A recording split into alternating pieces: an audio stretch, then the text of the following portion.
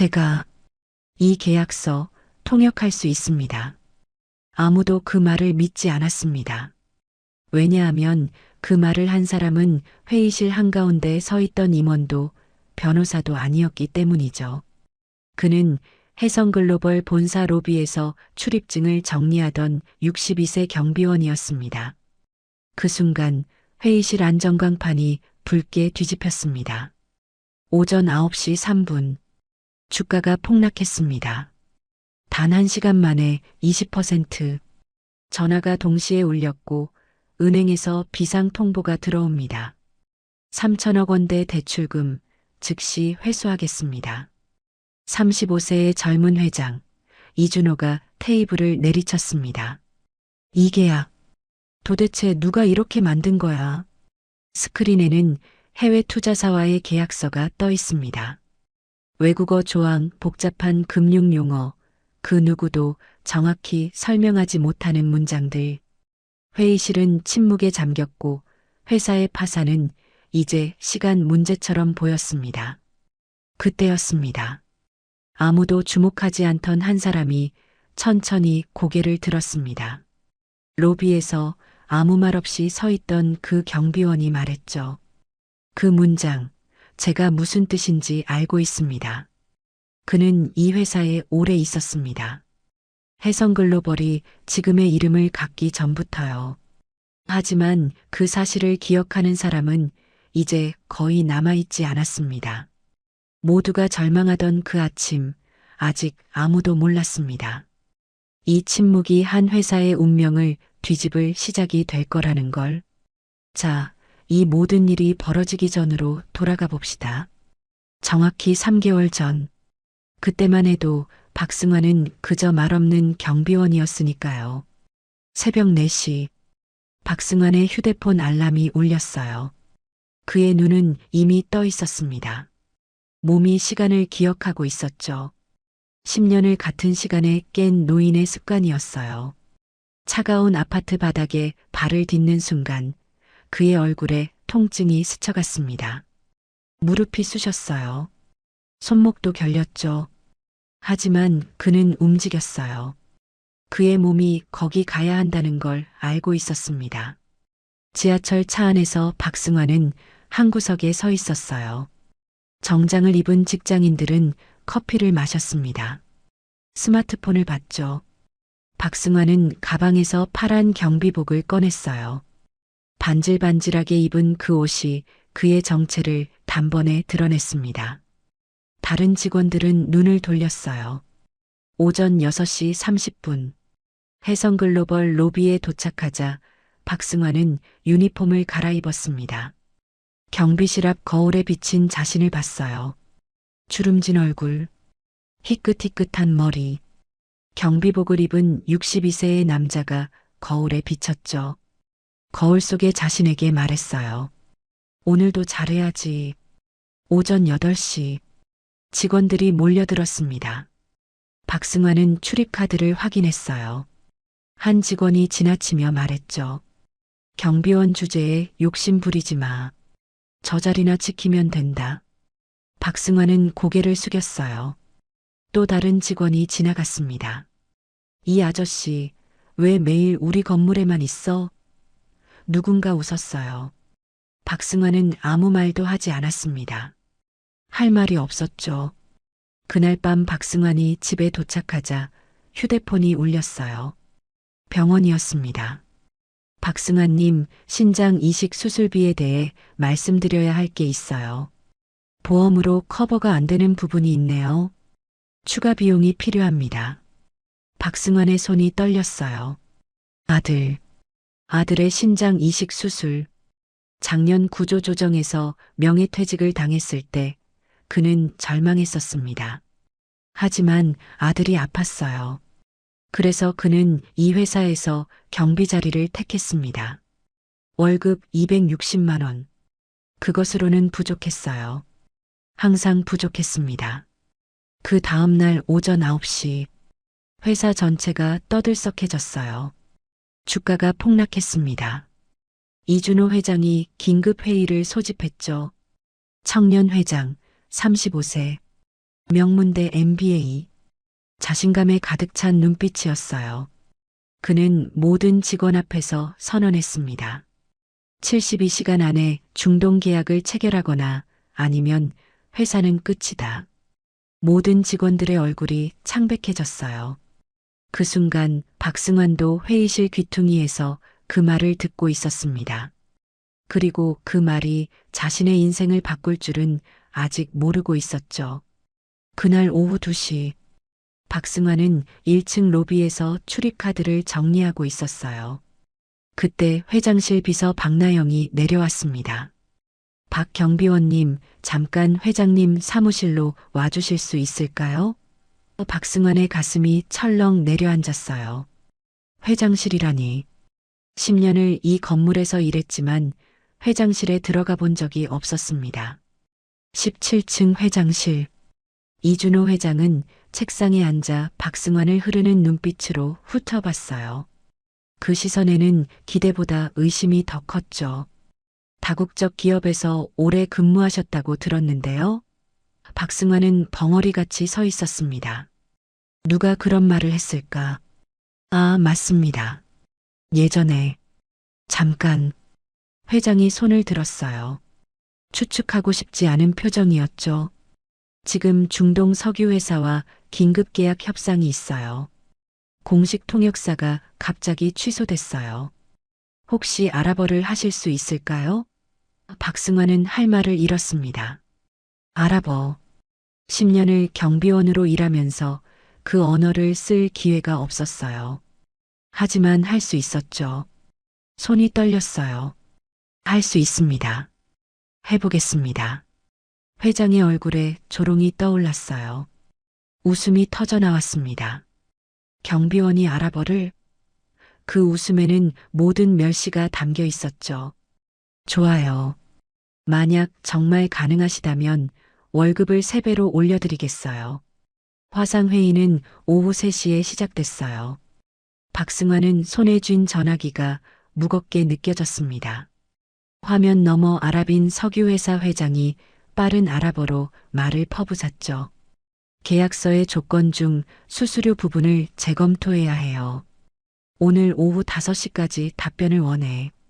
그렇지 않으면 다른 회사를 고려하겠어요. 박승환은 완벽한 아랍어로 통역했습니다. 단순한 번역이 아니었어요. 중동 비즈니스 문화의 맥락까지 설명했죠. 회장이 모르는 부분을 보충했어요. 회의실에 있던 임원들의 표정이 점점 바뀌었습니다. 이 경비복을 입은 노인이 뭐 하는 거냐는 듯한 표정이었죠. 회의가 끝난 후 이준호 회장은 멍하니 박승환을 바라봤어요. 방금 일어난 일을 이해하지 못하는 표정이었습니다. 월급 인상, 약속대로 하겠습니다. 박승환이 조용히 말했어요. 회장은 한참을 침묵한 후 웃음을 지었습니다. 하지만 그 웃음에는 예전의 조롱이 섞여 있었죠. 우연의 일치일 겁니다. 한두 번 운이 좋으셨던 거라고 생각해요. 정말 특별하신 분은 아니실 겁니다. 그 말과 함께 이준호 회장의 눈에는 경비원을 더 자세히 보려는 의심이 피어났어요. 이 남자는 대체 뭐지? 하는 생각이 스쳐갔습니다. 그 다음 날 오전 9시, 이준호 회장이 박승환을 다시 불렀어요. 책상 위에 내려놓은 파일은 두꺼웠습니다. 72시간. 독일, 프랑스, 일본, 브라질, 호주. 5국가 IT 시장 분석과 우리 회사 진출 전략. 팀이 2주 걸리는 일이지. 그리고 경비 업무는 계속하셔야 해요. 박승환의 손이 떨렸어요. 불가능해 보였습니다. 하지만 아들의 얼굴이 떠올랐죠. 수술비, 치료비, 해보겠습니다. 그 밤부터 시작됐어요. 밤 11시, 박승환은 노트북을 켰습니다. 새벽 4시, 알람이 울렸죠. 일어났어요. 건물을 돌았습니다. 1층부터 20층까지. 혼자였어요. 9시, 경비 업무가 끝났습니다. 휴게실 구석에서 노트북을 켜는 그 순간부터 말이에요. 점심은 도서관, 밤은 키보드 앞, 또 밤이 왔어요. 또 밤이었죠. 두 번째 밤, 눈이 침침했어요. 손목이 아팠습니다. 어깨가 뭉쳤죠. 멈출 수 없었어요. 누군가가 따뜻한 우유를 놓고 갔습니다. 너무 무리하지 마. 세 번째 날 오후 6시. 남은 시간 4시간이었어요. 아직 못한 나라들이 있었습니다. 손가락이 미친 듯이 움직였죠. 3년간 억눌려 있던 모든 지식이 폭발했어요. 회계, 시장 분석, 전략.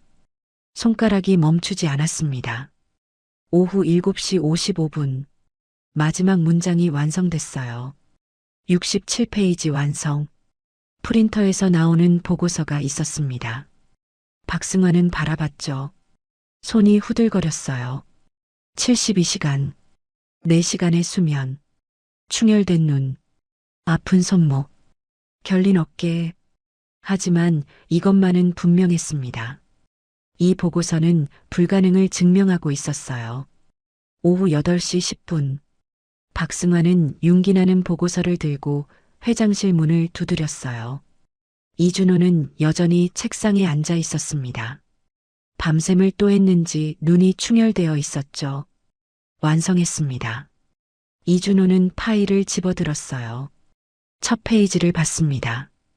표정이 변했죠. 독일 산업의 인더스트리 4.0 트렌드 분석. 프랑스의 디지털 2025 전략과의 연계. 일본의 소사이어티 5.0 비전에 맞춘 접근법. 각 나라의 최신 정책과 시장 동향이 완벽하게 분석되어 있었어요.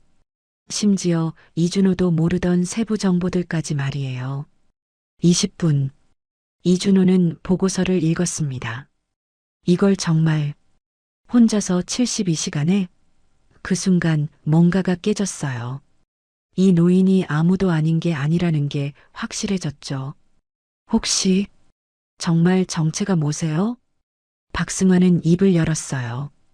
그냥 일을 했습니다. 그게 다였습니다. 하지만 이준호는 더 캐려고 했어요. 그때였죠. 마케팅 팀장이 회장실로 뛰어들어왔습니다. 회장님, 중대한 문제입니다. 중국 해운사와의 계약서. 갑자기 문제가 생겼어요. 서명이 이상했습니다. 문서 형식이 맞지 않았죠. 이준호가 몸을 앞으로 숙였어요. 뭐가 이상한데?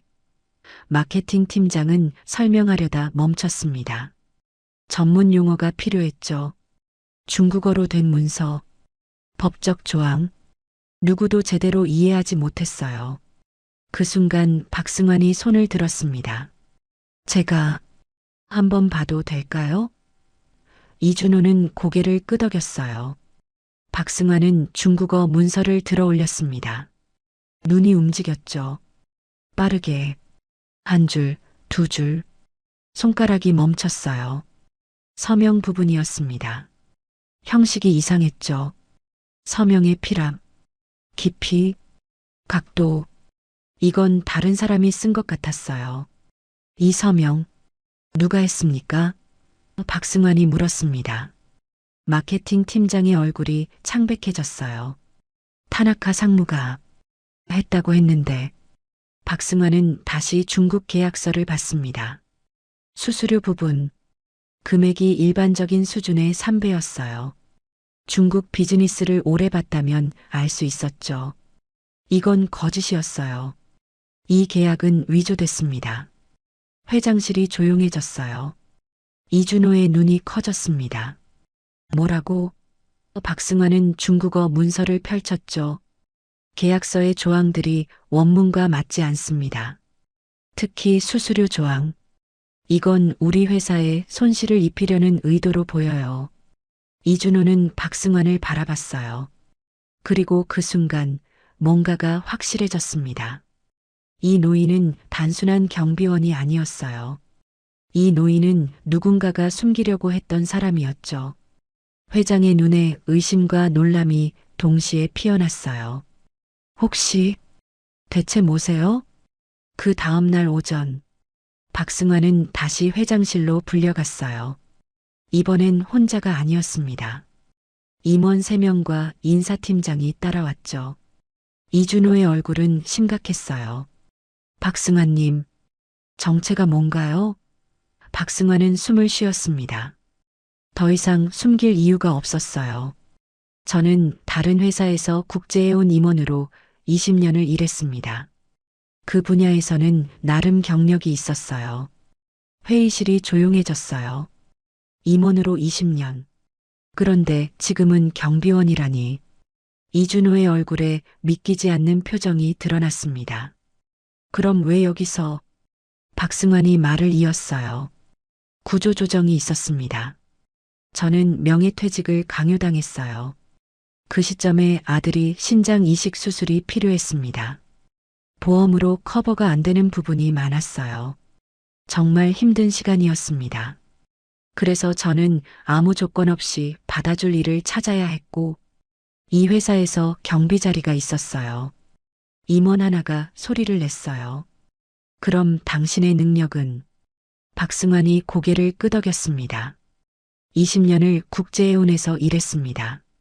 5개국 언어, 시장 분석, 계약서 검토, 그게 제 일이었어요. 경비원으로서가 아니라. 회장실에 무거운 침묵이 흘렀습니다. 이준호는 박승환을 바라봤어요. 그리고 그 순간 뭔가가 뒤바뀌었죠. 회장의 눈에는 더 이상 조롱이 없었어요. 대신 경외가 있었습니다. 그리고 깊은 죄책감. 당신이 저한테 그런 대접을 받고도 제가 했어야 할 일입니다. 회사를 위해서이고 정의를 위해서이고 다른 직원들을 위해서입니다. 박승환의 목소리는 차분했어요. 하지만 그 말 속에는 20년의 전문가 정신이 담겨 있었습니다. 이준호가 일어섰어요. 이 계약서 위조건, 당신이 더 파헤칠 수 있겠어요? 박승환이 고개를 끄덕였습니다. 임원들이 중국 계약서를 다시 펼쳤죠. 박승환이 손가락으로 가리켰어요. 이 서명은 타나카 상무기 아닙니다. 그리고 수수료 부분만 봐도 누군가가 우리 회사 돈을 빼돌린 것 같습니다. 인사팀장이 손을 들었어요. 잠깐, 타나카라고 했는데 이게 위조라면 누가? 박승환이 중국 자료를 들었다 놨습니다. 이 계약서를 주도한 사람을 찾으면, 돈의 출처를 따라가면 답이 나올 겁니다. 이준호가 다시 박승환을 봤어요. 당신에게 전적으로 맡길 텐데 혹시 이것 때문에 당신이 피해받을까봐. 박승환이 웃음을 지었습니다. 이미 10년간 경비원으로 일해왔습니다. 회장님, 이 정도 건 괜찮습니다. 회장실 안에서 뭔가가 변했어요. 이준호는 더 이상 경비원을 보지 않았습니다. 그의 눈에는 전문가만 보였죠. 20년의 경력을 가진 한 사람의 진정성. 감사합니다. 박승환님, 정말 감사합니다. 박승환이 중국 계약서를 따라가기 시작하자 실타래가 풀렸어요. 서명은 위조였습니다. 수수료도 거짓이었죠. 그 뒤에는 부회장 김현수가 있었어요. 박승환은 3주간 계약서들을 파헤쳤습니다. 존재하지 않는 해외 업체들, 허위 계약, 인보이스, 은행 이체 기록, 총 240만 달러, 3개월간 부회장이 빼돌린 돈이었어요. 이준호는 증거를 보고 입을 다물 수 없었습니다. 당신이 이걸 모두 찾아내셨다고? 박승환이 고개를 끄덕였어요. 경찰에 신고해야 합니다. 그 밤 박승환의 휴대폰이 울렸어요. 알 수 없는 번호였습니다. 박승환 씨, 나 김현수야. 당신이 뭘 하려는 건지 알고 있어. 목소리는 차갑고 낮았죠. 당신 아들, 신장 이식 수술비, 아직도 남은 게 있지? 의료보험도 우리가 관리하는데 그 말 안 하고 조용히 있으면 계속 도와주겠어. 어때? 박승환의 손이 얼어붙었어요. 침묵하면 아들을 지킬 수 있었습니다. 치료를 계속할 수 있었죠. 하지만 그 대신 더 많은 직원들이 피해를 볼 것이었어요. 회사는 망가질 것이었습니다. 박승환은 전화를 끊었어요. 그리고 이준호에게 문자를 보냈습니다. 내일 경찰에 신고하겠습니다. 다음 날 아침, 경찰과 금융감시팀이 회사에 들어왔어요. 부회장 김현수는 수갑을 찼습니다. 박승환, 당신이 경찰서로 끌려나가는 부회장을 보며 박승환은 생각했죠. 아들, 의료보험, 치료비, 모든 게 불안했어요. 하지만 한 가지는 분명했습니다. 정의가 침묵보다 크다는 것을. 그날 오후 이준호는 박승환을 불렀어요. 당신 가족이 위협받을 수 있었는데 왜? 박승환은 조용히 대답했습니다. 그렇기 때문입니다, 회장님. 누군가는 해야 할 일이었어요. 회장실에 무거운 침묵이 흘렀어요. 이준호는 알았습니다. 이 남자는 자신이 지금까지 만난 사람 중 가장 진정한 사람이라는 것을. 감사합니다, 박승환님. 정말로. 일주일 후, 박승환은 새로운 사무실에 앉아 있었어요. 국제사업팀 이사. 명패가 책상 위에 놓여 있었습니다. 손가락으로 만져봤죠. 차갑고 단단한 금속의 질감. 현실이었어요. 1층 로비에는 특별한 전시 공간이 생겼습니다. 액자에는 경비복이 걸려 있었어요. 그의 경비복. 아래에는 문구가 적혀 있었죠. 모든 일에는 존엄이 있습니다. 회사의 분위기가 바뀌었어요. 경비팀 직원들은 이제 당당하게 걸어 다녔습니다. 다른 부서 직원들과 자연스럽게 인사를 나눴죠. 박승환이 만든 내부 교육 프로그램 덕분에 여러 직원들이 새로운 기회를 얻었어요. 접수처의 제이슨은 IT팀에서 일하고 있었습니다. 카페테리아의 마리아는 회계팀에 들어갔죠. 출근 시간, 경비실, 새로운 경비원들이 박승환을 봤어요. 몸을 일으켰습니다. 고개를 숙였죠. 존중이었어요. 더 이상 무시가 아니었습니다. 저녁 6시, 박승환은 로비의 경비복 액자 앞에 섰어요. 거울 같은 유리 위에 자신의 모습이 비쳤습니다. 정장을 입은 62세 남자. 새로운 얼굴이 아니었어요. 같은 얼굴. 하지만 눈빛이 달랐죠. 이준호가 다가왔습니다. 박승환님, 괜찮으신가요? 박승환은 웃음을 지었어요. 네. 정말 감사합니다, 회장님. 이준호는 그 액자를 봤습니다. 이 경비복. 계속 여기 있어야 해요. 절대 치우면 안 돼. 박승환이 고개를 끄덕였습니다. 그날 밤, 집에 돌아온 박승환은 거울 앞에 섰어요. 새로운 직함, 새로운 사무실, 새로운 월급. 하지만 가장 중요한 건 달랐습니다. 아무도 그를 무시하지 않았어요. 아무도 그를 보지 않은 척하지 않았죠. 그는 존재했습니다. 당당하게. 창밖으로 서울의 불빛이 보였어요. 수많은 불빛 중 하나였습니다. 하지만 그 불빛은 빛났어요. 왜냐하면 누군가는 이 불빛을 봤기 때문입니다. 누군가는 이 남자를 봤기 때문이에요. 그리고 그게 모든 걸 바꿨습니다. 신문 기사들이 나왔어요. 경비원 상무이사, 부회장 240만 달러 횡령 적발 평범해 보였던 그가 회사를 구했다. 인터넷이 떠들썩했습니다. 박승환의 이야기는 전국 화제가 됐죠. 하지만 박승환은 여전했어요. 아침 6시 30분에 출근했습니다. 회의에 참석했죠. 보고서를 작성했어요. 점심시간에는 경비팀 직원들과 밥을 먹었습니다. 아무것도 달라지지 않았어요. 그런데 모든 게 달라졌습니다. 1년이 지났어요. 박승환이 회사의 후원으로 재단을 설립했습니다. 이름은 존엄이었어요. 어려운 가정의 자녀들을 위한 의료비 지원 재단. 자신의 경험 때문이었죠.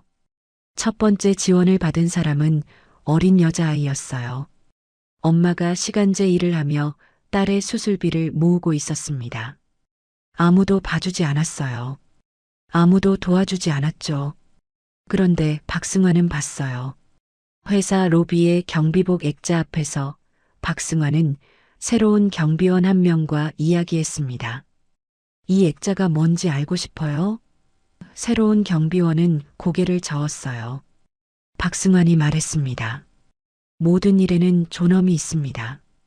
이 옷을 입으면 당신은 이 회사의 일부예요. 누군가 당신을 무시하면 그건 당신의 잘못이 아닙니다. 그건 그들의 눈이 부족한 거예요. 언젠가 누군가는 당신을 볼 거예요. 그때가 오면 당신의 모든 게 바뀔 거예요. 새로운 경비원이 조용히 고개를 끄덕였어요. 그 순간 박승환은 보였습니다. 그를 보고 있는 회장이 있었습니다. 이준호 회장이 멀리서 미소 짓고 있었죠. 그들은 말을 나누지 않았어요. 하지만 알았습니다.